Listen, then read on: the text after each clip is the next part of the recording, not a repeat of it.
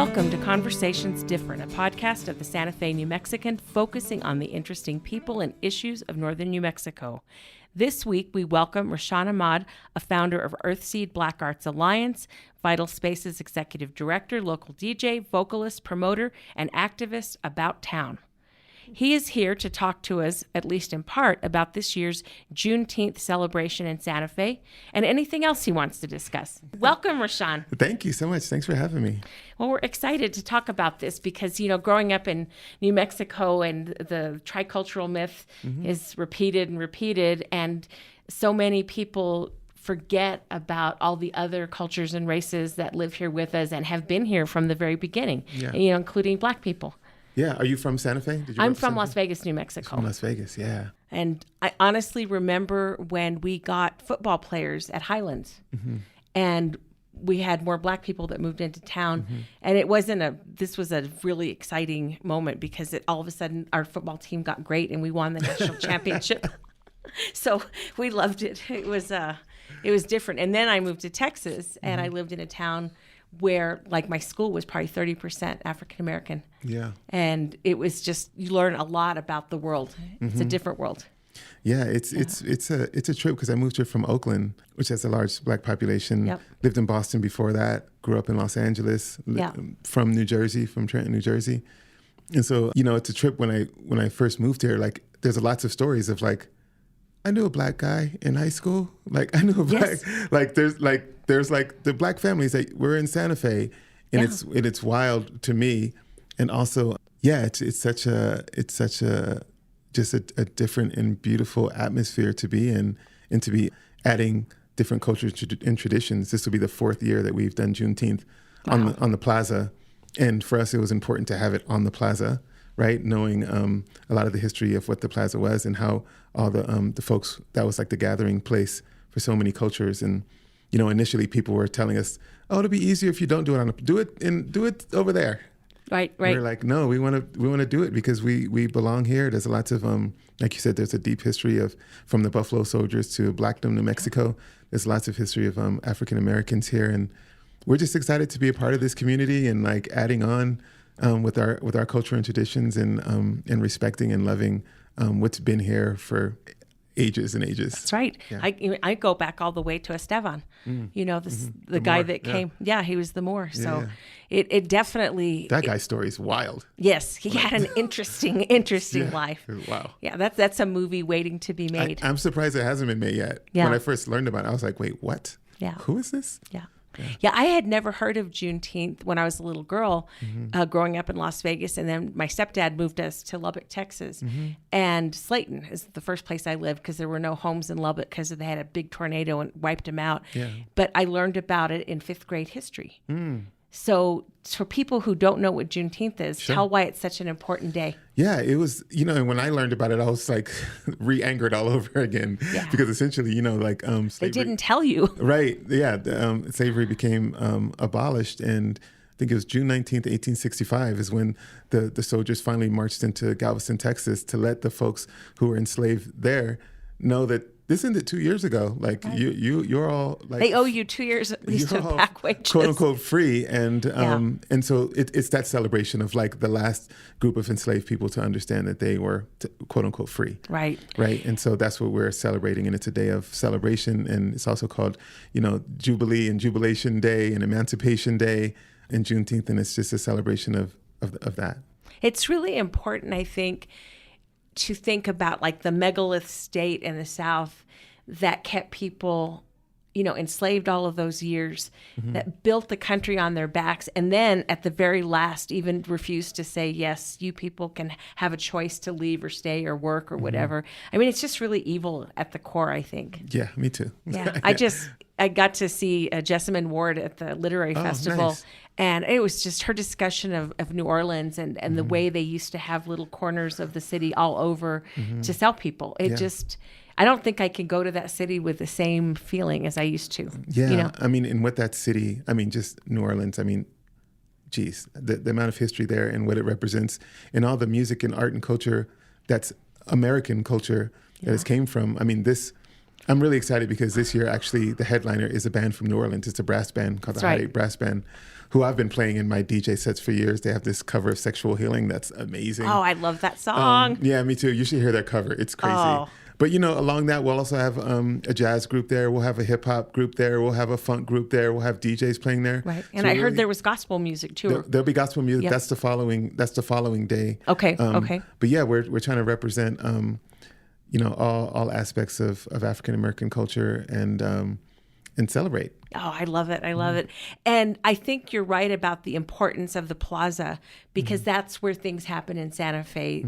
And it brings people of all sorts down there. Yeah. And it also, I think, represents that we have many cultures in our town and we want to honor all of them. Yeah, I think so too. And, the history of what that place has been and all the different iterations of it, it's also just wonderful to add on to that tradition.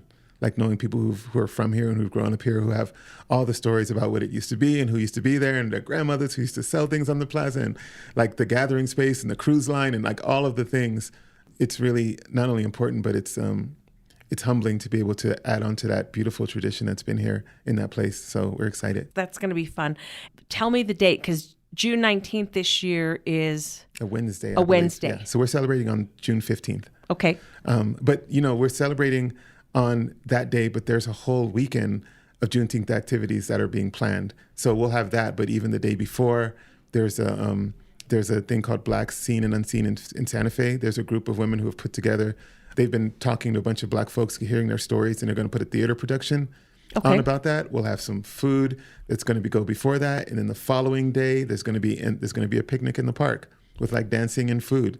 So Friday, Saturday, and Sunday is going to be Juneteenth celebrations all across Santa Fe. And that'll be the weekend before the actual Juneteenth, yes. Which in city of Santa Fe has a day off because it's an actual official holiday. It's and a federal holiday. Yeah. So that's important. That recognizes it at the biggest level. Yeah, exactly. And that was one of the reasons we were able to actually, the first year we weren't able to have vendors on the plaza because there was these ordinances that only like the big, I think they're called the Big Six. The heritage events. Yeah, the heritage events could have, but we've been able to, along with Pride and along with Indigenous Peoples Day, we now are 3 other events that, because they're federally recognized holidays, are allowed to have vendors on the plaza, which means that we're not only singing and dancing on stage, but our wider community can be part of our celebration day, the folks that are making and just part of our community. Right. So that means, and also you don't get hungry while you're there, which is important.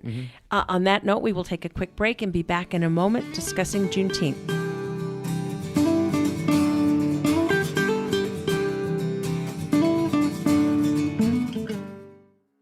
Thanks, Inez. This is Patrick Dorsey, publisher of the Santa Fe New Mexican. We hope you're enjoying this episode of Conversations Different with Inez Russell Gomez.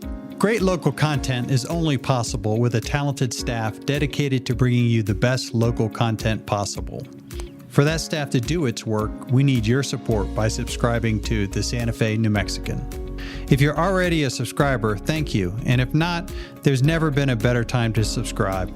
In addition to our home-delivered newspaper that comes with full digital access, we also provide digital-only subscriptions for SantaFeNewMexican.com. We'll also be releasing more online-only audio and video programming moving forward. The Santa Fe New Mexican has been here for nearly 175 years, and we want to continue being your source for local news and information. Visit us at SantaFeNewMexican.com/subscribe or call us at 505-986-3010. Thank you. It's a new day in New Mexico, and the doors to boundless opportunity are open as tens of thousands of New Mexicans reach higher to pursue a dream, broaden their horizons, and retrain for a better job. With the New Mexico Lottery and Opportunity Scholarships, you could build yourself a better future anywhere in the state. You put in the hard work, we'll help with the costs. For eligibility details, visit reachhighernm.com.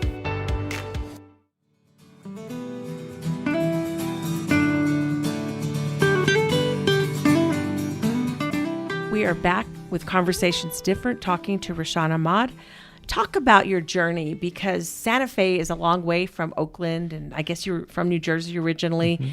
How did you get here? how did I get here? That's such a big question. It's the essential question of life, right? Yeah, I don't know how I got here, but and why do you stay? Oh, I love it here. It's my favorite place on the planet. Yeah, I've you and me both. I've traveled a lot, Yeah. and a lot of people have a different story, but it's people who are not from here, and you ask them how they come. It's like we all have the same. I came and then finish that sentence. It drew you back. The sky and the dirt is what I always say. Like I came. I used to come here even before I'm a father. Before I had kids, I'd come out here with my then partner, and we just love Santa Fe, love the whole Southwest. And I came here during a Christmas one time and like got an Airbnb, and it rained, and then the sun came out, and then it started snowing, and then bunny rabbits were it was doing exactly what it does. Yes, right? yes. And I was just like, all the weather in an hour. Yeah, and just the sky lit up. I was just like, oh my gosh, if I could just live here. And similar things that are happening here happened that pushed me out of Oakland also. The second tech wave came, gentrification followed. And you can't afford to live in your hometown. You can't afford to live in that. Personally, I don't really have a home necessarily. So every place I've been not from there, right? Right. So in Oakland, I wasn't from there. I lived in Boston before that, from New Jersey originally, but my family migrated from the South. But that push is something that is really hard to witness and watch in any place. And I've been here for about 12 years, but more than the time that I've been here, the people that I've known who are from here, the families that have been here, hearing those stories just is a little heartbreaking. Yeah, no, and it's part of the modern America where we didn't build enough housing to keep people, and you don't want too much growth and all of those pressures going back and forth. And my son has said he's never leaving because he's just not leaving his house. And he says, you guys can leave and I'll just stay here. So that's how he plans to not be gentrified out of his own home.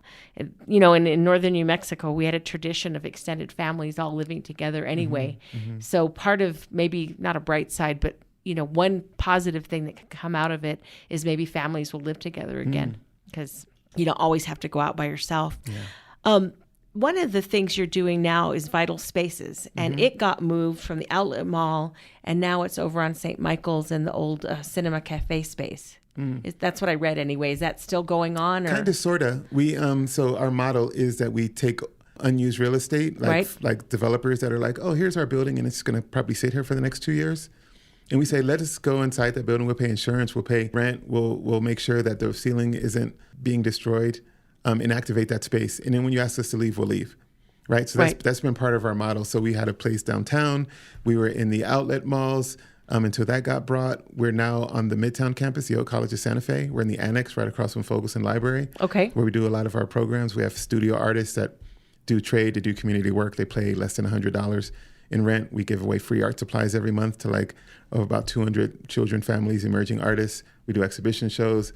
We try to make sure that everyone has really easy access, so there's no cost barrier. And we did just get, which we're now building out, is the old Cinema Cafe space on St. Michael's Drive. So that would be our first kind of full-time space.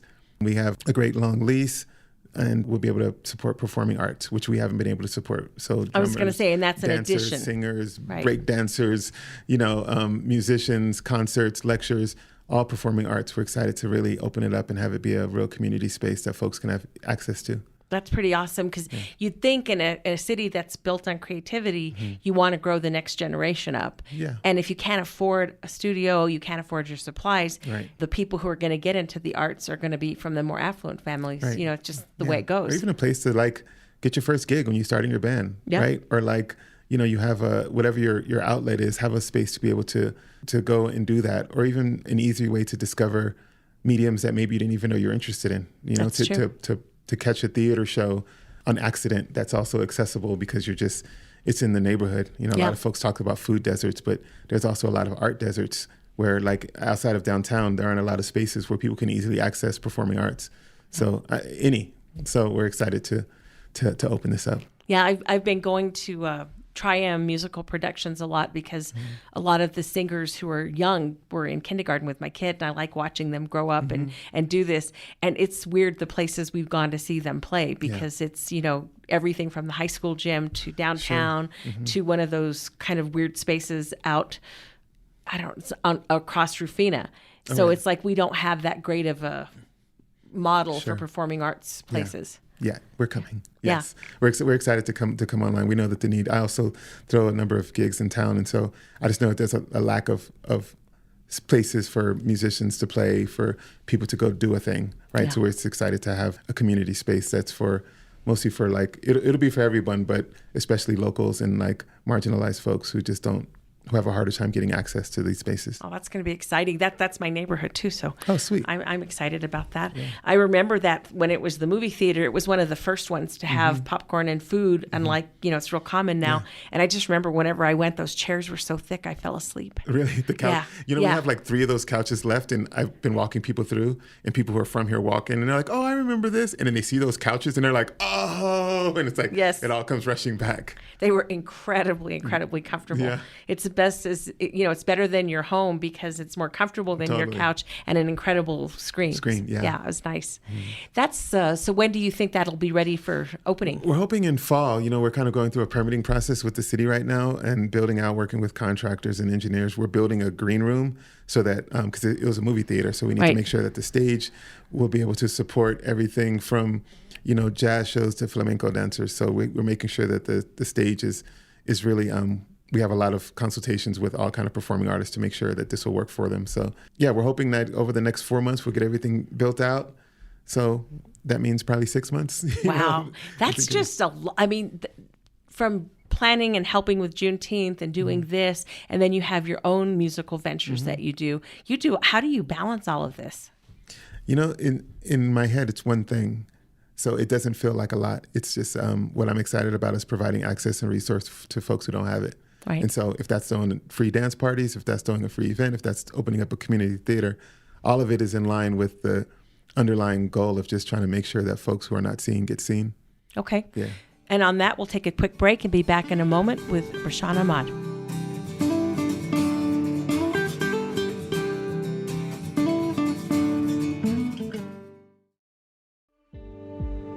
My name is Maria Jose Rodriguez Cadiz, and I am the Executive Director with Solace Sexual Assault Services. Our mission is to prevent sexual violence and empower survivors of sexual violence through restoring dignity, strength, and resiliency. For almost 51 years, Solace has reduced the impact of sexual violence. We do it by focusing on human rights, social justice, hope, and dignity. We believe survivors are experts in their own experiences and acknowledge that empowering them is crucial to their healing. Our advocacy, forensic interviewing, and therapy services are centered to their needs.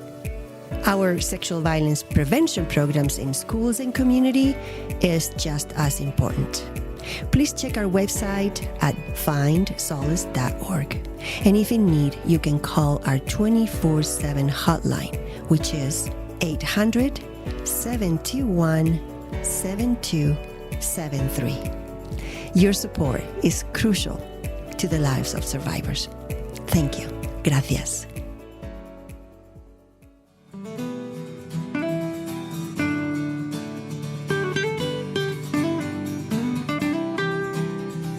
We are back with Conversations Different. And one of the things I remember reading about the other nonprofit, the Earthseed Black Arts Alliance, is the discussion of curriculum for school children concerning Black Americans and maybe Black history in New Mexico. I don't know. What did that involve, and how widespread is it now? Yeah, so during the first year, maybe I say 2020 or 2021, I developed this program called Black Story, Black Song, which was designed to go deeper into the story of Black Americans, some specifically Black New Mexicans. So I wanted to make sure that it was like 5-minute shorts.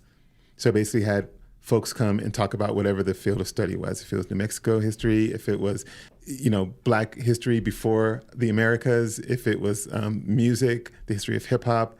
So there was like 7 different subjects, 5 different like shorts that we produced. And we had folks who were from here tell these stories. And we also added a piece of curriculum so you could go dive deeper into it if you wanted to.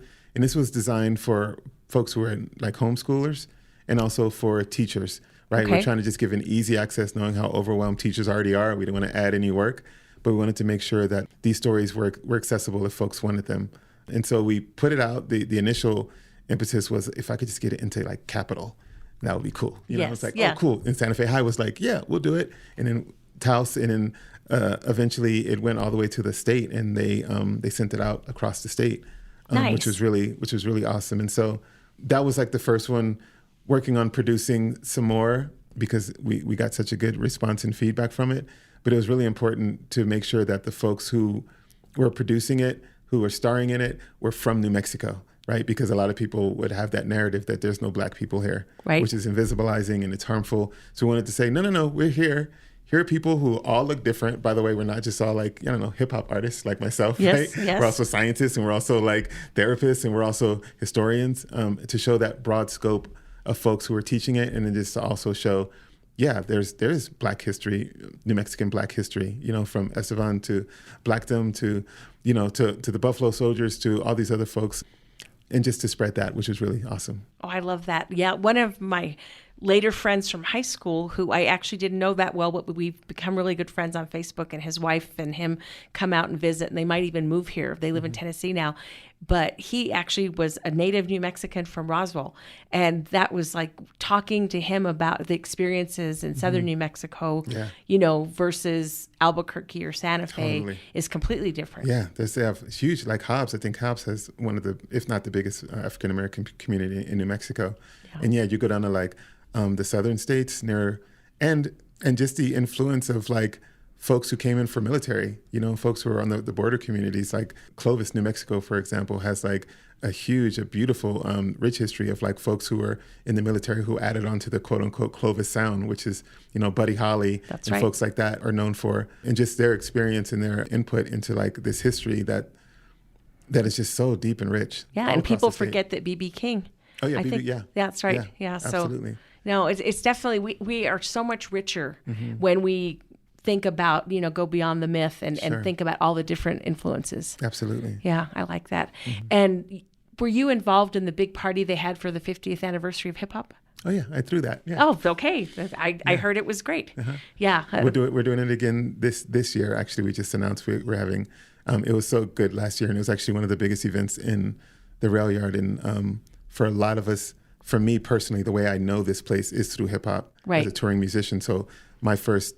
All the friends that I know from here are like b-boys and MCs and graffiti writers and like just folks of that ilk. And so when we threw that, it was really not only because it was the 50th anniversary of hip hop, which means so much, but seeing how big the response in the crowd was. Yeah. I think a lot of folks didn't understand how big hip hop is and how big the power is and how peaceful and beautiful it is also. And how much people love it. Yeah, there's a lot of stereotypes, but essentially it was one of the most, not only the biggest, but one of the most diverse, naturally, without anyone trying, naturally, events like the graffiti writers, the b-boys, the b-girls, the fashion shows.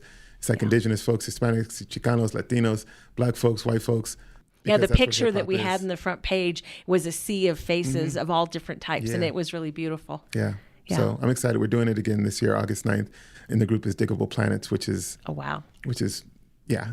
Look at his face. Yeah, exactly. Like, is he happy? It's a big get to get here, but we want to make sure that we keep on this tradition that we started last year. Well, that'll be exciting. It be annual. Yeah. I'm going to tell the family. They'll be.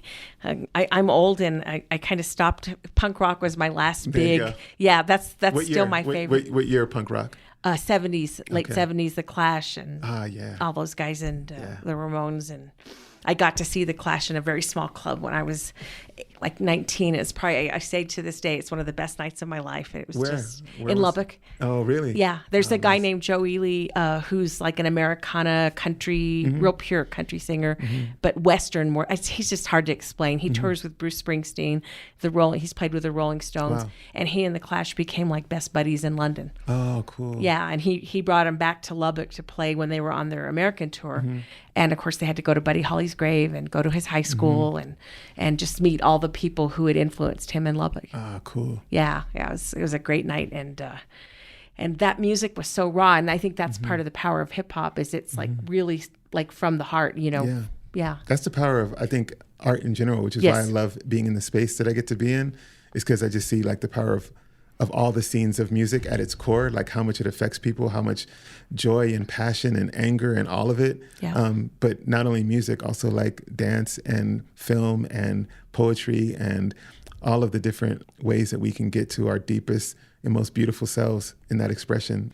I just think it's the best. Yeah, no, and it really, it always makes me wonder in the United States why so much of the popular stuff doesn't have that kind of soul at the heart of it, and yet it sells more than other things, whether it's, a big commercial movie or, the billionaire pop stars and stuff like that. But I always try to think that the people who like it, it does speak to them. So absolutely, and those formulas are based on something. Yeah, right. It's like they figured out how to tap into your heart. That's right. Real faster. Yeah. And maybe you don't need 3 or 4 listens to get to, like, the reason I love hip hop is because one of my favorite quotes is, "If I can't dance, I don't want to be part of your revolution." That's right, Emma Goldman. Yep. Right. And like, I love that, that understanding of just like, I'm just here for the party, yo. I'm just having a good time and dancing. And in the 4th time, I'm screaming, "Fight the power." I'm like, wait, what power? What? Okay. You know what I mean? And like the message comes through. But sometimes people just get to that real quick. There's like, here's the formula to get directly to your chakras. Yeah. I mean, pop works because it has that hook, and we like it. And, we do, yeah. But sometimes it's so shiny, I think it loses the like a Buddy Holly song was pop and it had a hook, but man, it had heart. Yeah. I just feel like we just need more balance. Like I'm all for big pop movies and song and all that, as long as there's space for the other stuff too. Right? Oh, that and makes sense. I just feel like, and that's with anything, I'm just like, I'm all for that.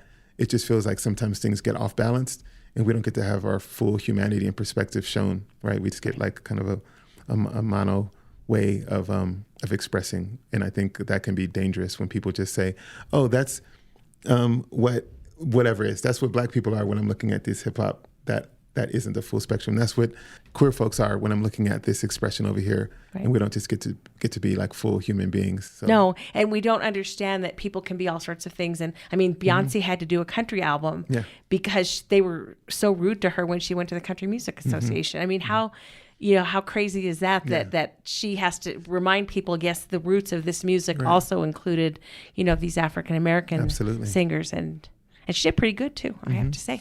That's the one genre I probably know the best because of how I grew up. Oh, really? Yeah, because every week we listened to the Grand Ole Opry and all that kind of stuff. Yeah. And she did not do badly. I liked it. That's good to hear. Yeah, I need to. That's one of the genres outside of like Patsy Cline and like Johnny Cash. Like, I like that old, like that. Oh, no. Era. No, go back to Lefty Frizzell and that kind of stuff. Oh, yeah? Okay. You need to give me a list. I'll give you a list. All right, because cool. that is. Lefty Frizzell. Yeah. I like that name. Oh, he's awesome. He does this song called Long Black Veil, and it'll just make the hairs on your arm shiver. Yeah. Okay. Yeah, he's good. Sweet. Yes. And on that note, it has been another Conversations Different, and we will be back next week.